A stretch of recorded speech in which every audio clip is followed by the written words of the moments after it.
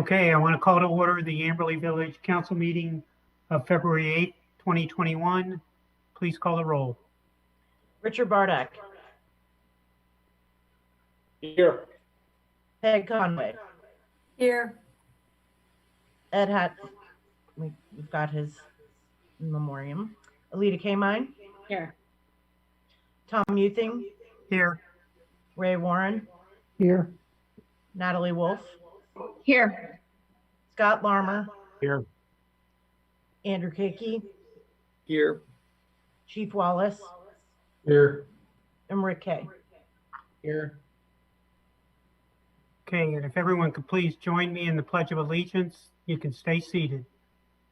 I pledge allegiance to the flag of the United States of America and to the republic for which it stands, one nation, under God, indivisible, with liberty and justice for all. Okay, before we get to the agenda, this is our first meeting of council since Ed passed away. And, you know, I know all council members, the entire village, are really going to miss Ed's contributions. He is the longest continuous serving member of council. Councilwoman Conway has had more tenure than Councilman Hattenback had, but he was the longest continuous serving member of council. He chaired the finance committee for as long as I served on council, and I know Councilman Hattenback took a lot of pride in chairing that committee, and well, he should. He oversaw over that period the village finances really improved, and Ed really shepherded us through that. The monthly meetings, at least monthly meetings of the finance committee, were something that Ed very much led, and he was very disciplined about it. He got the minutes out literally the next day. It was seldom that did not happen when you watch for those minutes the next day. So he will be really missed, and we will, at the end of the meeting, we'll talk about the process we're going to go through to appoint his successor. But I wanted to recognize Councilwoman Conway, who is working on a memorial for Ed. So Councilwoman Conway. Thank you. Almost everyone here probably received an email from me soliciting contributions under our recently enacted donation program for the village in hopes of securing funding to have a tree or a bench for Ed. In memory of Ed. The tree is $1,500, the bench is $3,000. And I contacted current council members and associate officials. Staff received the message, former council members, and to date we have collected $1,225. So we're almost to a tree, and I'm going to be following up, sending just a sort of, it's not too late, and these things don't always rise to the top of the list of things to do. And so I feel like we're making progress, and that's happy to answer any questions, but that's pretty much where it stands. Question, Peg. If I go on the village website, is there somewhere on the website where I can click and donate via the Village website? council meeting, Alana's getting an award. Mute yourself, Mark. Okay. No, we are not doing credit card. Okay. So you can send a check from your bank's website if you want, or deliver a check or mail a check. Got it. Thanks. Mm-hmm. Okay, well, Wait, one more question. Go ahead.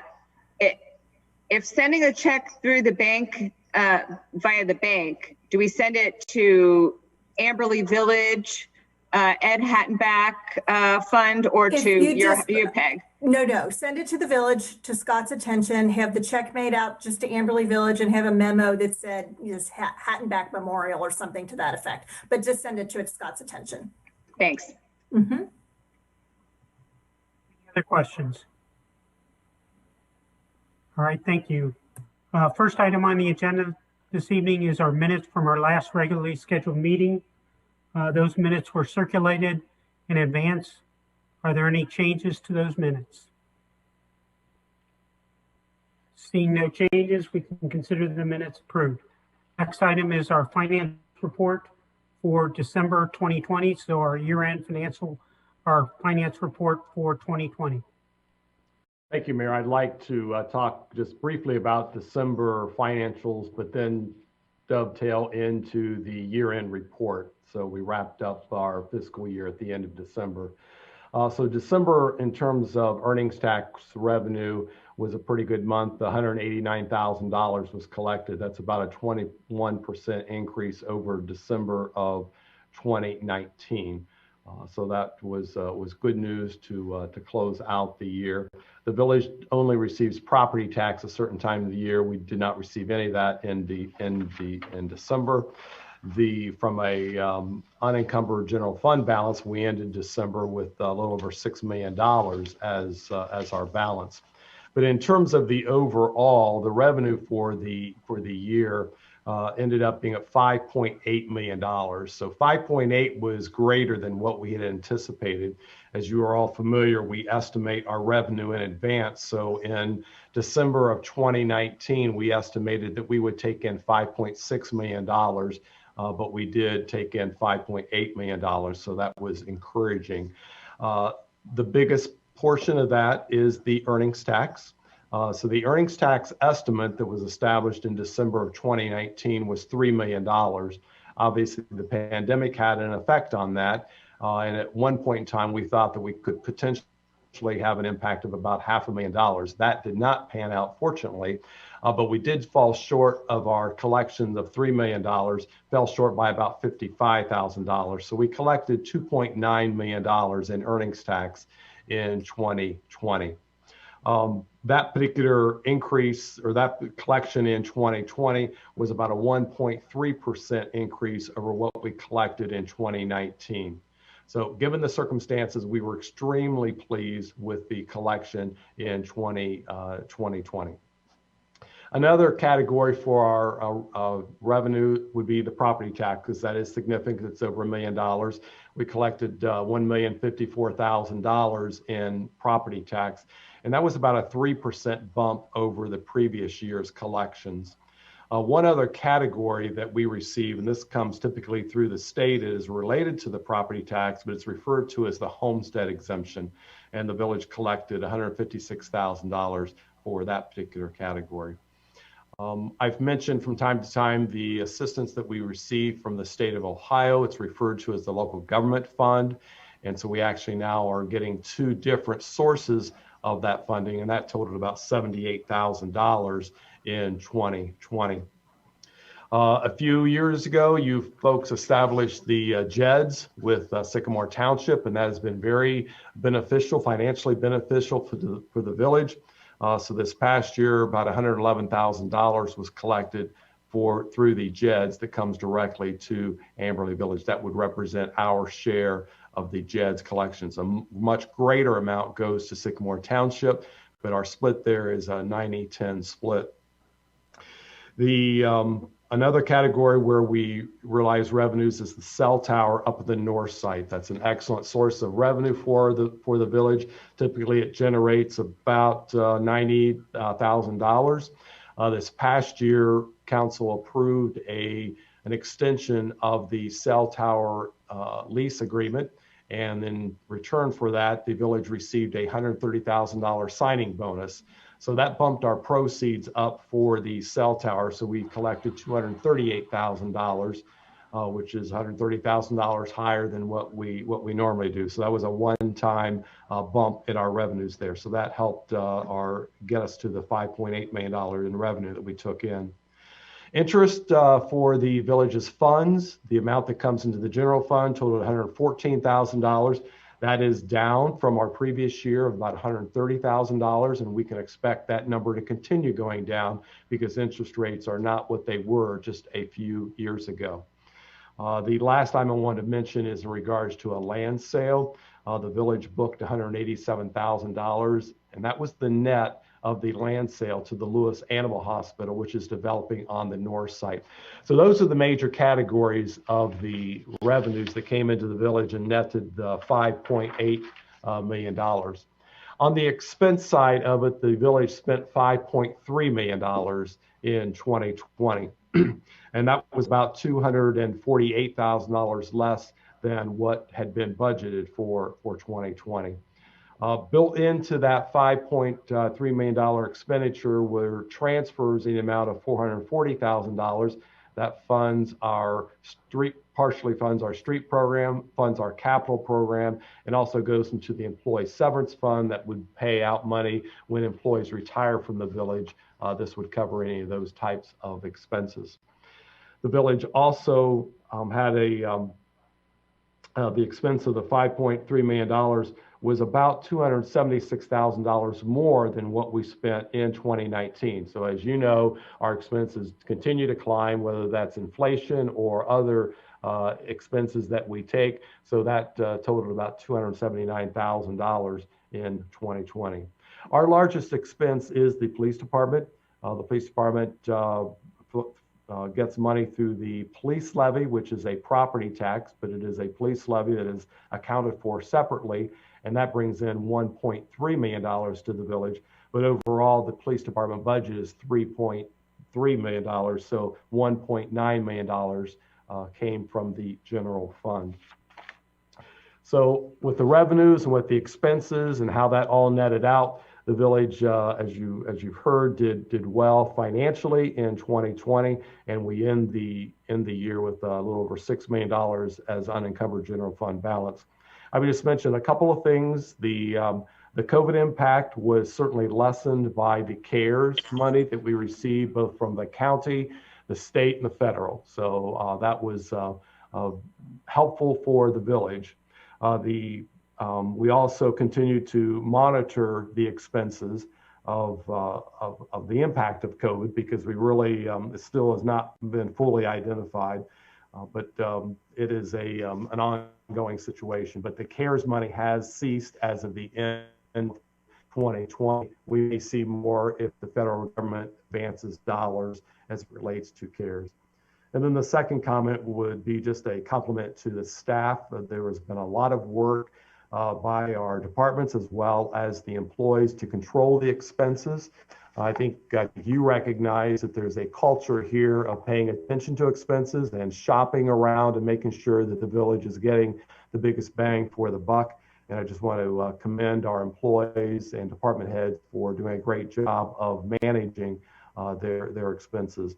And I think this is also an opportunity to highlight that the Finance Committee, as the mayor alluded to earlier, meets every month and talks about the finances. So if you've not attended any of those meetings, those are very helpful. We do give a rundown on monthly expenses, revenue, as well as finances, as well as revenues and expenses. So it's an opportunity to learn about where the city's finances are headed. So the Finance Committee does provide significant direction in that particular process. We will continue to be fiscally prudent. That is our approach here in the village, as we are committed to efficiency, effectiveness, and cost savings, which is something we're typically pursuing with anything that we do. So that concludes my financial report. Any questions for the manager?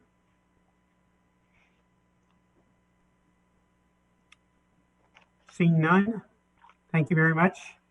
I'll now turn it over to the chief for the next item on the agenda. You're muted, chief. You're muted.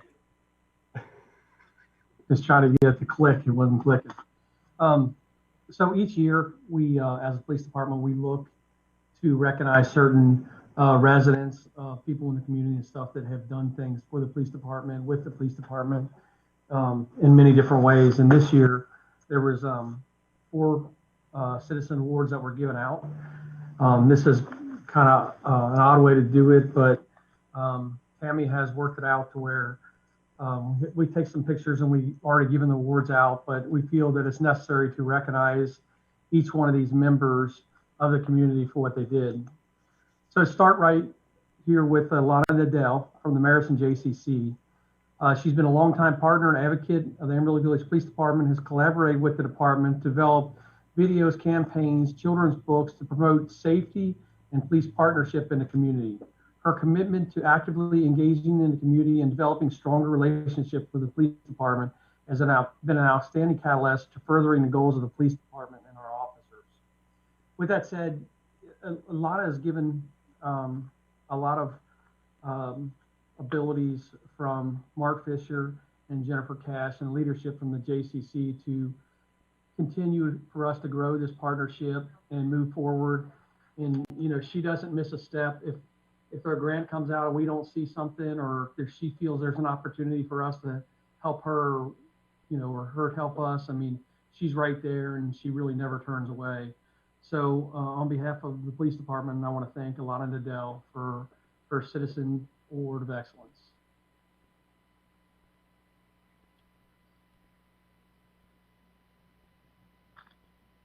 The next person is a resident, it's Terry Hogan Surkamp. She contributed funding for the staff and the officers' training and interactions with individuals with special needs. The mother of a son who has autism, Terry has been an advocate for training and the job support for special needs children and adults, even testifying before the U.S. Senate on the topic.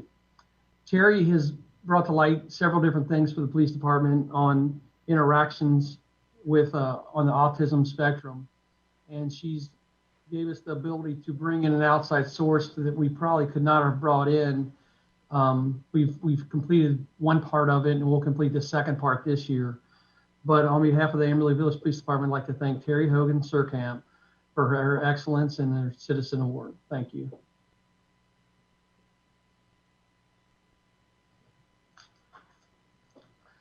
Our next award goes to Rabbi Ezra Goldschmidt from Congregation Shari Torah.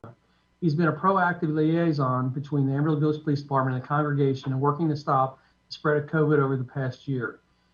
He has held weekly meetings with the police department and gone over and above to protect the health and the safety of the congregants. You know, I pretty much work the Shari Torah detail. Probably 90% of the time it's worked on Saturdays. And we meet every week and talk about the COVID cases, the number of cases in the village. When he feels things are high, he'll reach out to me just to make sure that we're on the right, going the right direction, whether they should have service or not.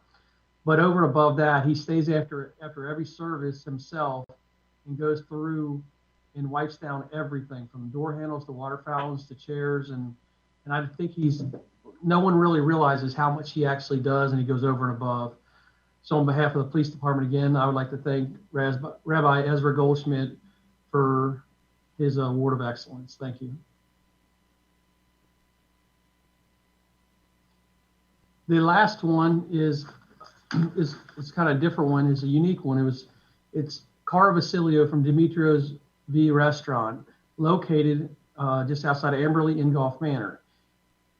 Is recognized for the contribution to keeping the crews fed during the storm cleanup in April. With multiple agencies assisting Amberley Village in the cleanup, Dimitrios has helped streamline the process and were able to make sure everyone was fed. Dimitrios also provided additional support for law enforcement partners, partnering with the SHIELD and assisting feeding the families of fallen officers, as well as the officers of the Hamilton County Police Honor Guard. Carl has been a great, asset to the police department, where we literally had a number of service departments in town, tirelessly working to get our community cleaned up. And I met with Carl, and he took the time to schedule a lunch for them, and he individually bought lunch because we had to watch for the COVID things. We were able to set it up in a firehouse. And then he also has gone over and above whenever there's an officer killed or injured in line of duty, which has been too frequent as of the past couple of years. But he's the one that prepares meals, 3 meals a day to feed the honor guard when they're standing at the morgue with the body or whatever needs to be done.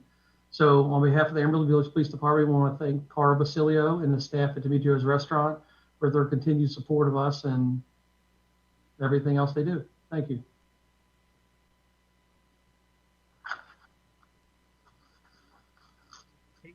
Thank you. And I think you're going to lead this next item on the agenda also. Yeah, so on this next item, we had our swearing in of our newest police sergeant, Sergeant Brian Baker. And what we did with this, we were able to do a small swearing in to be able to share with council. And we're going to bring that up and show it to you now.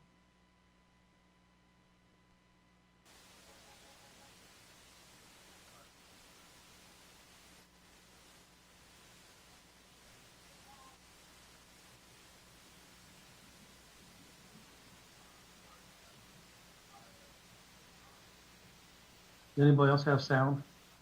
Do not. No sound there, Tammy or Rob.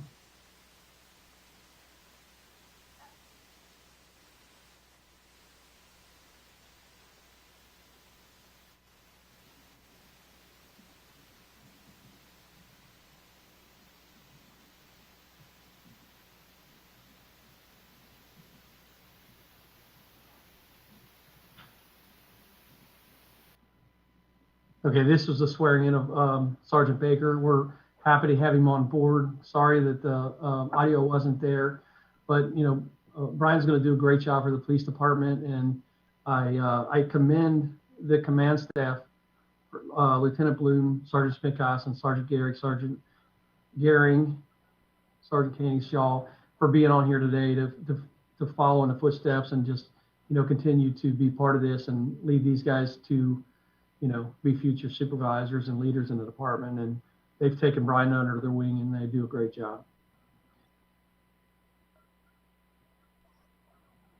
Mayor? You can give it another shot.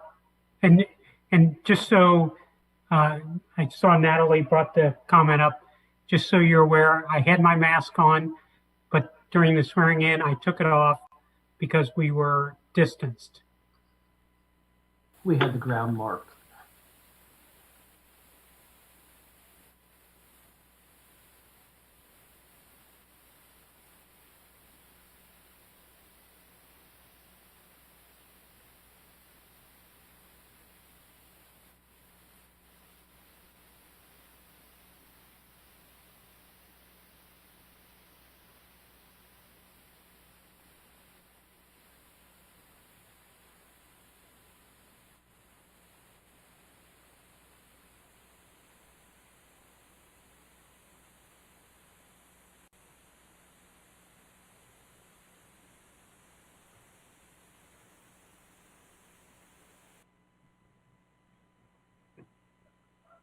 A lot better. And thanks to the mayor and congratulations to Sergeant Baker. The next swearing in we did was our newest officer that came to us as a firefighter with the city of Reading.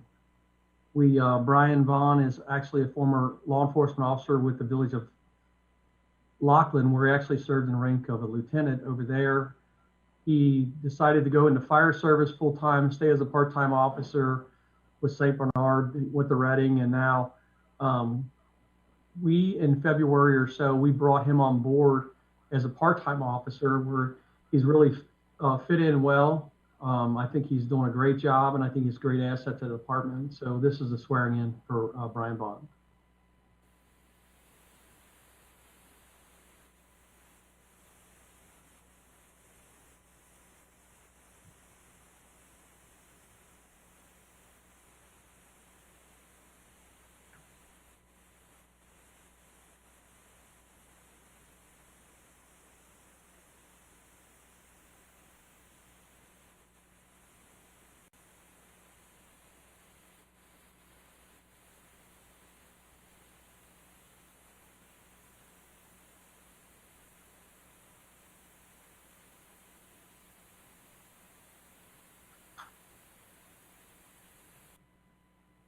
Okay, again, thank you to Mayor Muthing for taking the time to come in and do this swearing in of our newest officer.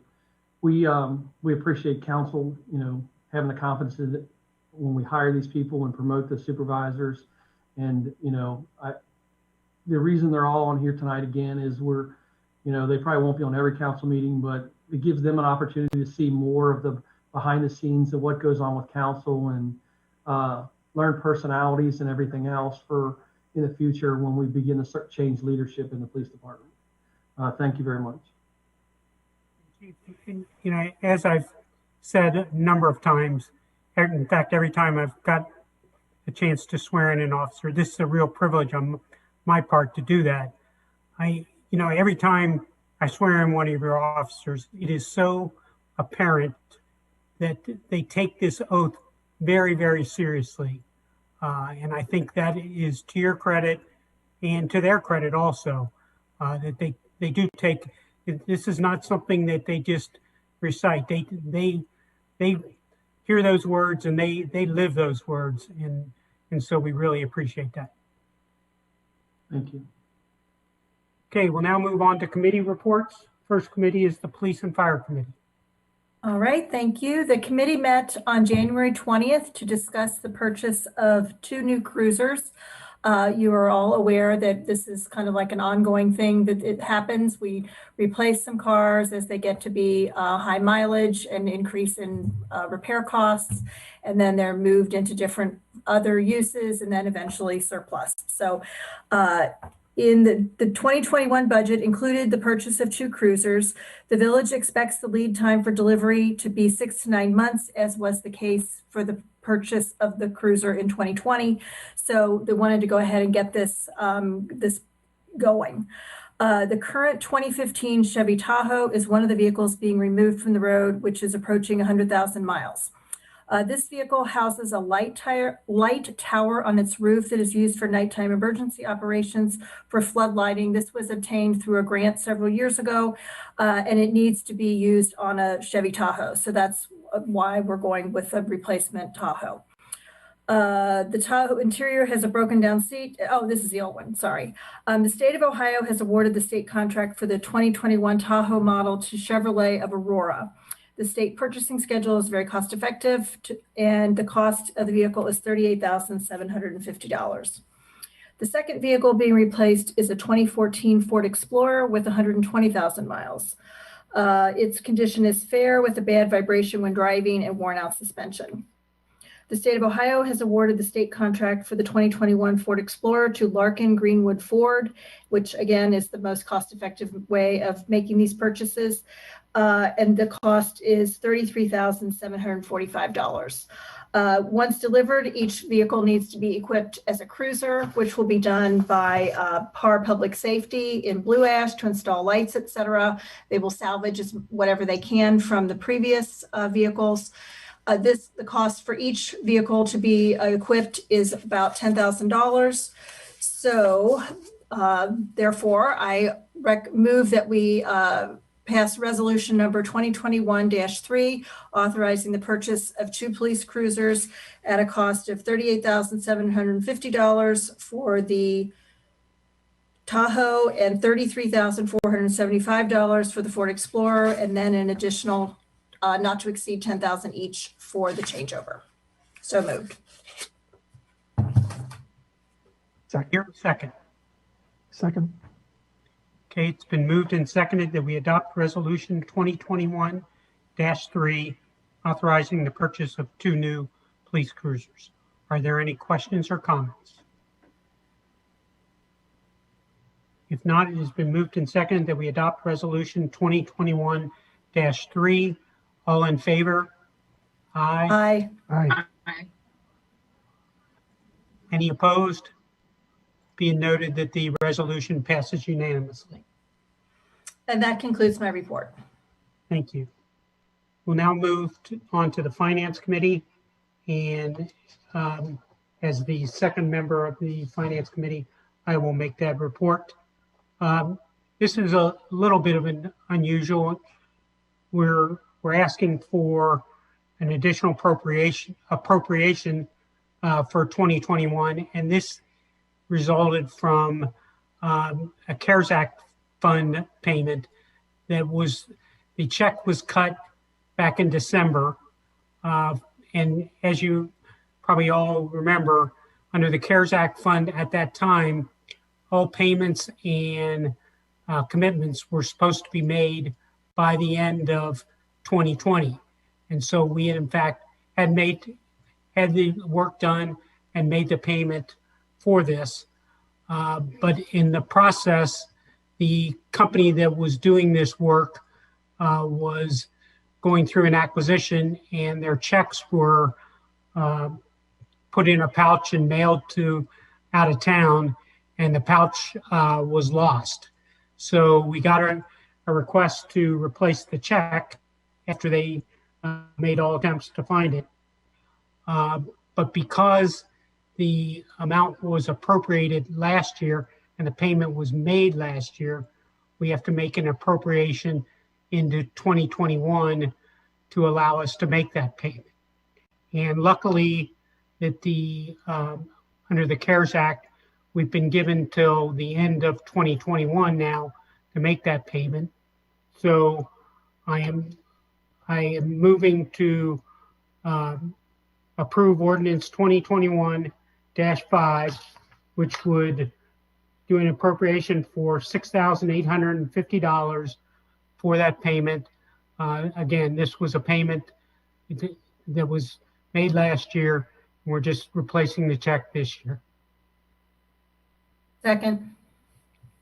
Okay, it has been moved and seconded that we approve Ordinance 2021-5, making an additional appropriation for the CARES Act fund.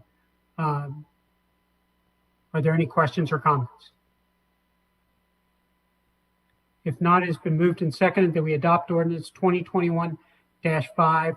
Please call the roll.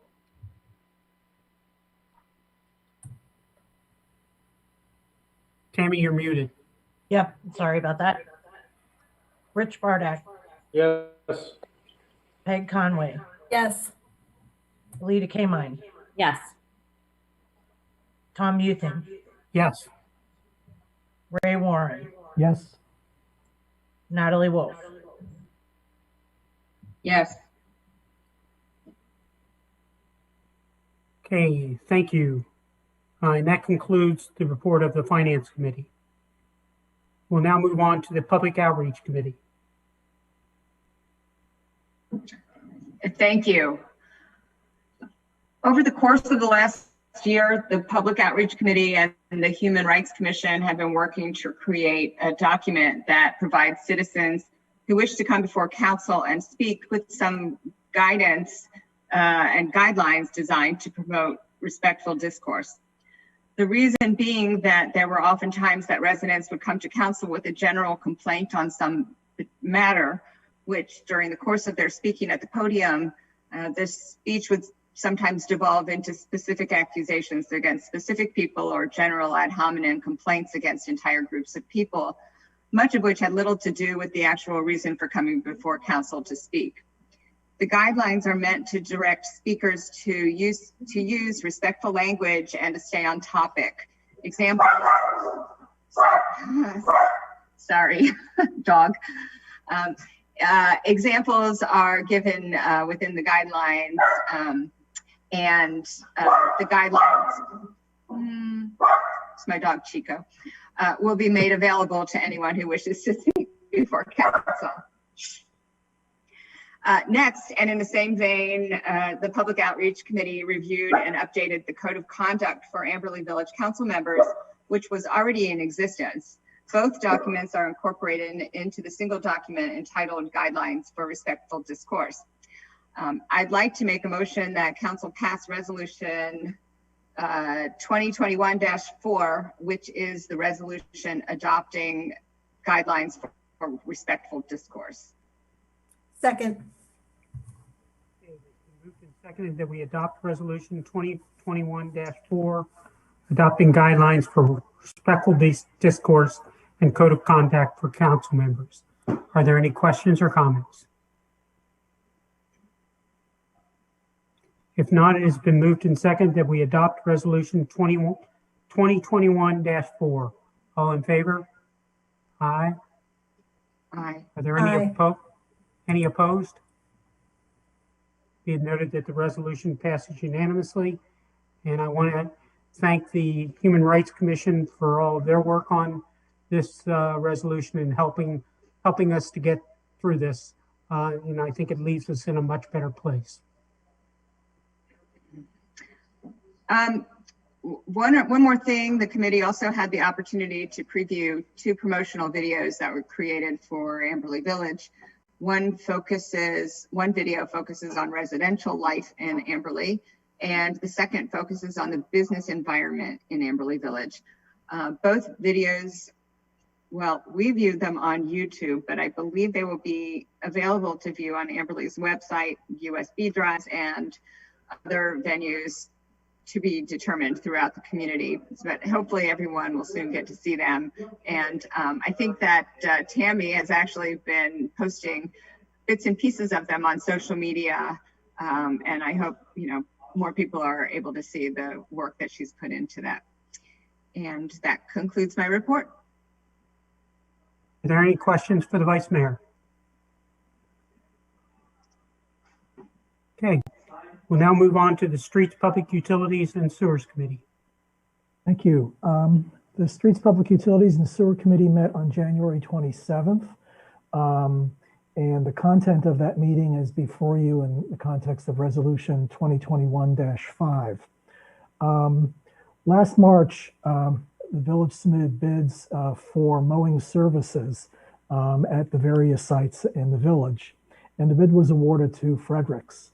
The bid included landscaping at the Amberley Green, Municipal Building, Amberley Park and ball fields, and around the North Side Service Garage and various rights of ways. As I mentioned, there was a bid process. 2 companies submitted bids, MS Lawn Care and Fredericks Landscaping, and overall Fredericks Landscaping provided the best bid and was awarded. As part of the contract that we signed, we have an option to continue with a second year. And so maintenance has been satisfied with how Fredericks has performed. And so they recommended, the village staff recommended that we continue and we exercise the option for this coming year. And so committee met and recommended to council that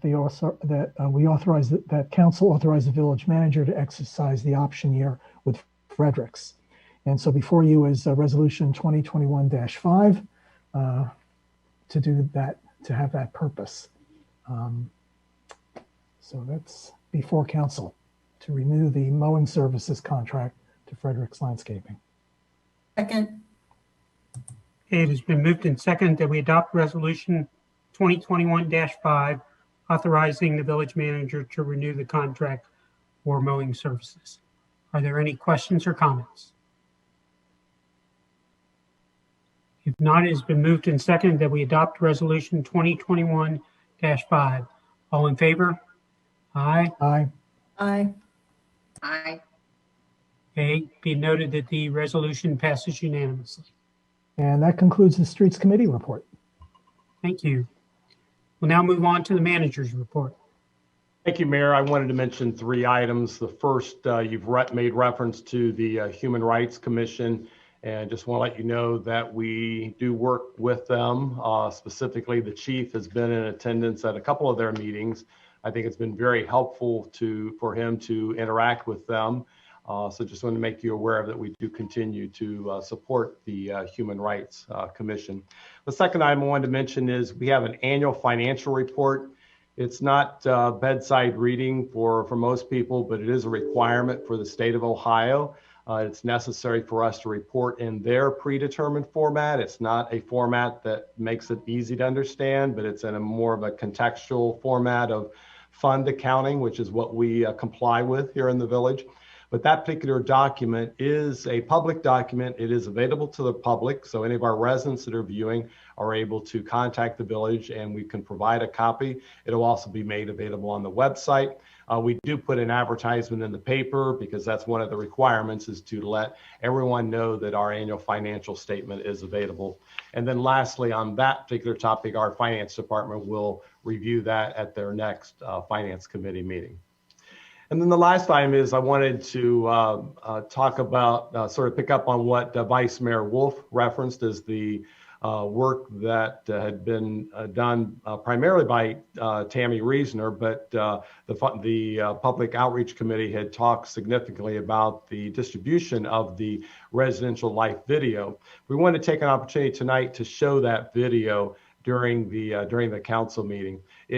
Staff has been working on this for the past year. It's broken down into two different areas. The first is the residential life, and the second is the business. And so tonight we'd like to just play that residential piece, which we're going to use this as a banner on the newly revised website that should be coming out within the next few months.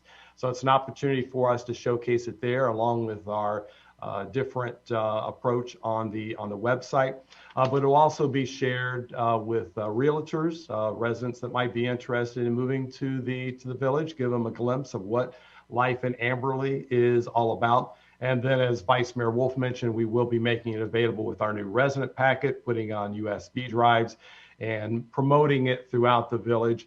And certainly any snippets of it that we have that have not made it to this particular video can be used for other promotions throughout the village. So I'd like to ask Rob at this time to go ahead and play the video. It's just a little over 4 minutes, about 5-minute video.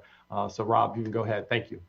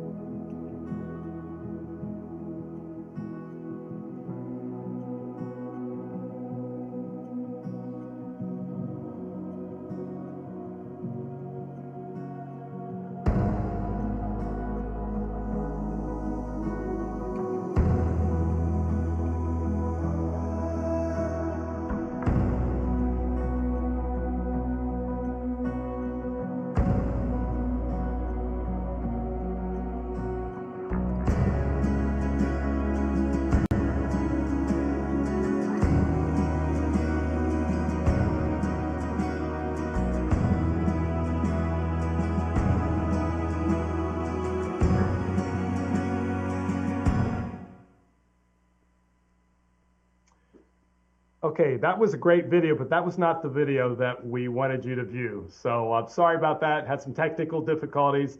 We'll try to queue that up for maybe another meeting. So Mayor, that concludes my report. Thank you. Okay, thanks. Actually, that video was a great introduction to my first item on my mayor's report. Over the past couple months, starting at the meeting in December and January, we went through the annual process to review the village manager's performance. And as I said, that video was a great way to summarize just an outstanding performance of not only the village manager, but the entire staff. And, you know, as I was thinking about this today, you know, obviously, I think most people would like to forget about so many things that happened in 2020. But the one thing that I think all of council will always remember is how the staff really stepped forward and delivered just an outstanding performance in 2020. And really, you know, I think Amberley Village performed probably better than any community during this. And that's thanks to the leadership of Scott and the chief. And we really are very thankful for that. As part of the process that we go through in reviewing the village manager's performance, we also go through and review his compensation. So before you this evening is an ordinance 2021-6, which amends the village manager's compensation to increase his compensation to $136,500. So I hereby move that we approve ordinance 2021-6, amending the village manager's contract. Second? Okay, it's been moved and seconded that we hang on one second. I first would like to make a motion to waive the 3 readings on ordinance 2021-6. I apologize for that. That is something that I always sometimes find others have to amend, and I apologize for that. So I hereby move that we waive the 3 readings with respect to ordinance 2021-6, which will allow us to put this amended contract in place on a timely basis. Second.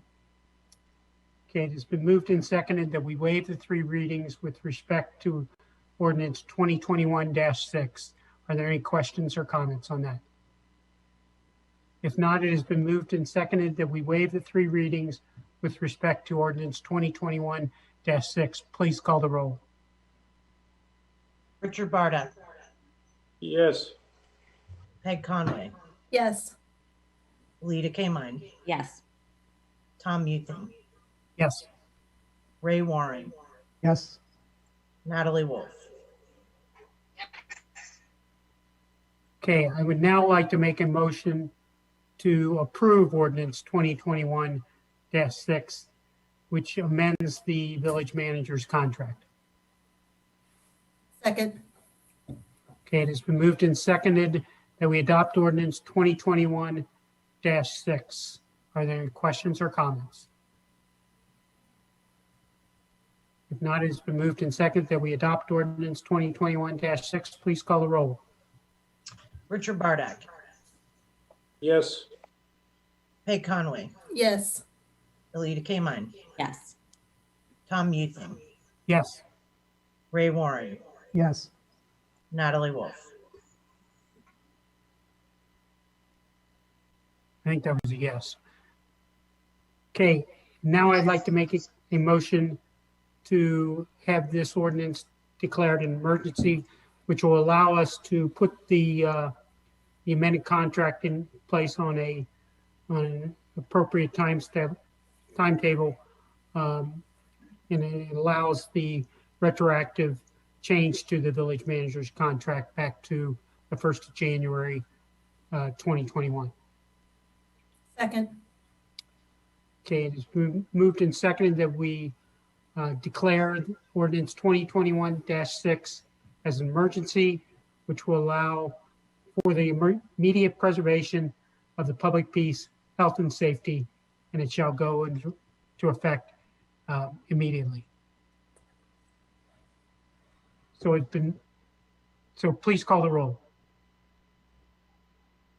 Richard Bardak, Yes. Peg Conway, Yes. Alita Kamine. Yes. Tom Muthing, Yes. Ray Warren, Yes. Natalie Wolf. Okay. Now, next item I wanted to mention, and Rob, could you put up the thing related to the census?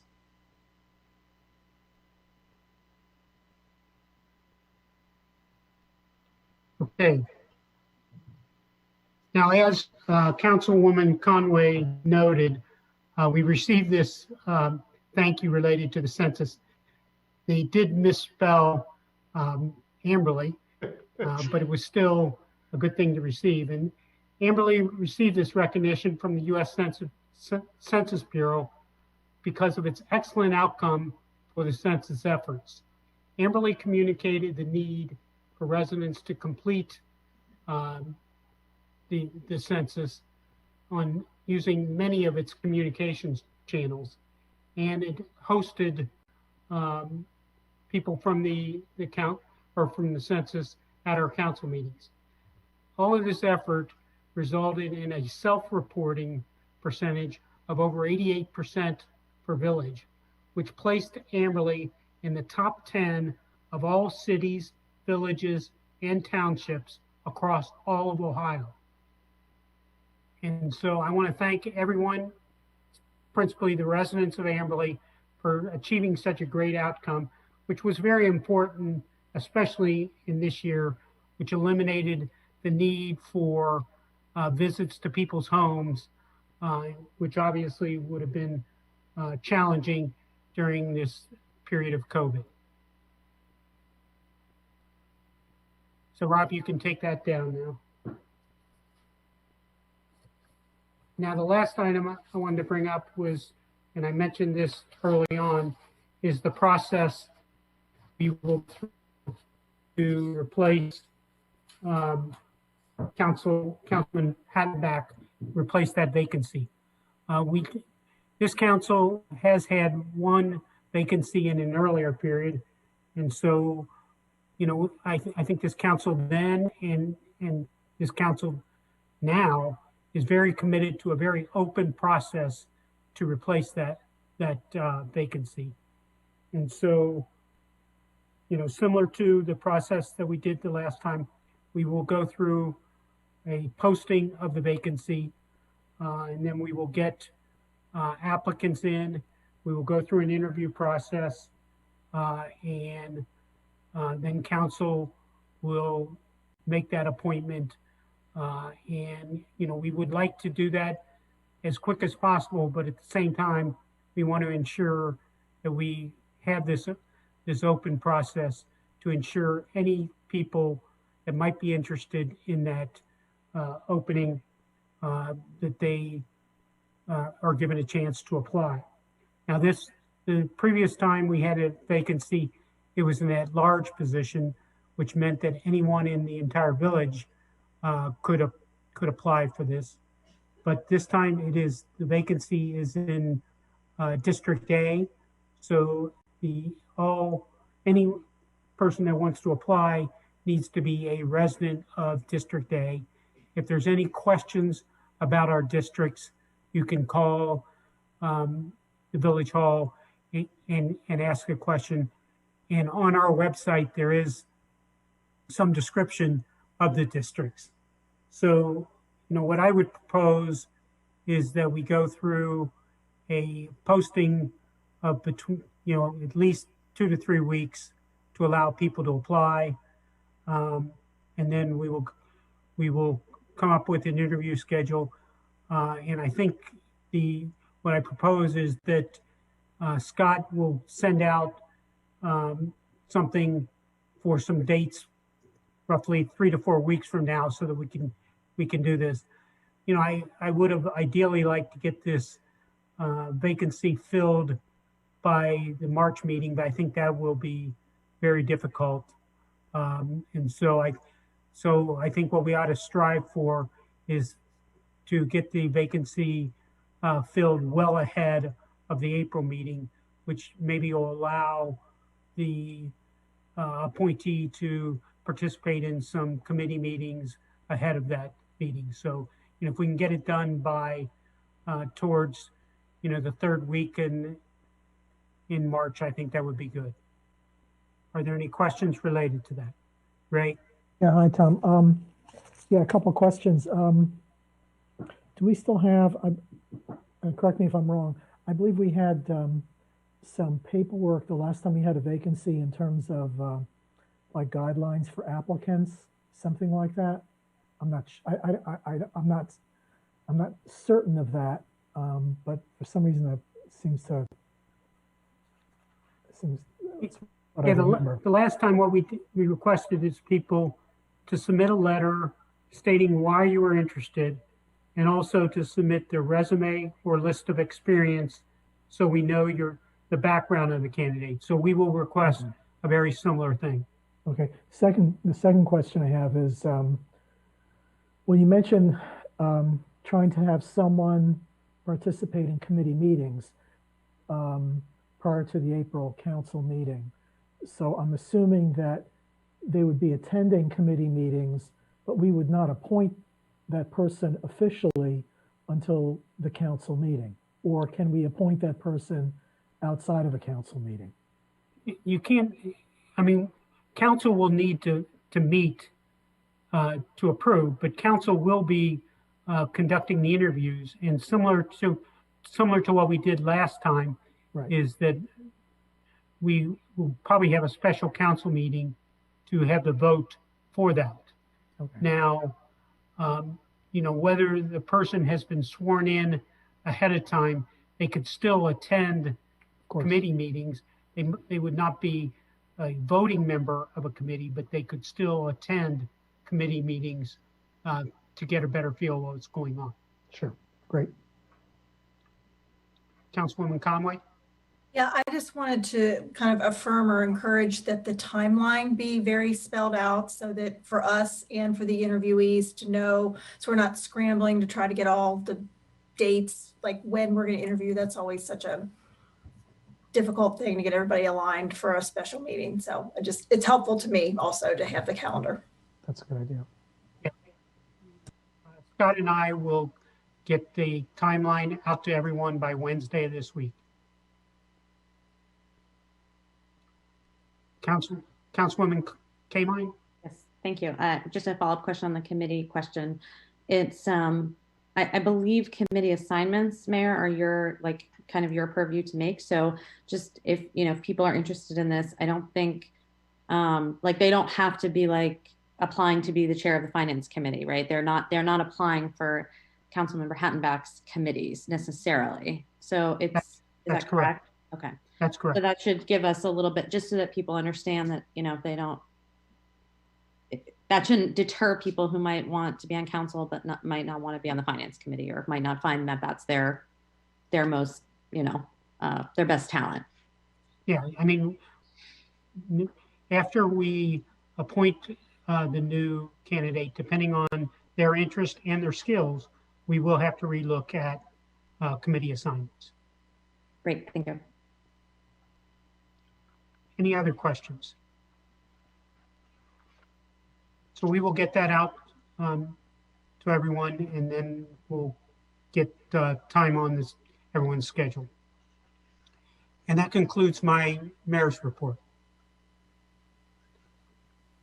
Are there any questions or comments? If not, we'll move on to new business. Any new business?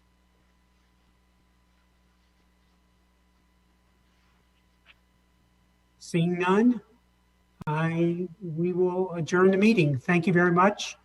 And thanks for all the attendees, and Chief, thanks a lot for the recognition of these citizens and the new officers and everything like that. Thanks, and thanks for helping us with it. I really appreciate the tribute slide to Ed too. That's really been meaningful. I just took a picture of it. All right, thanks a lot. Thank you. Good night. Thank you.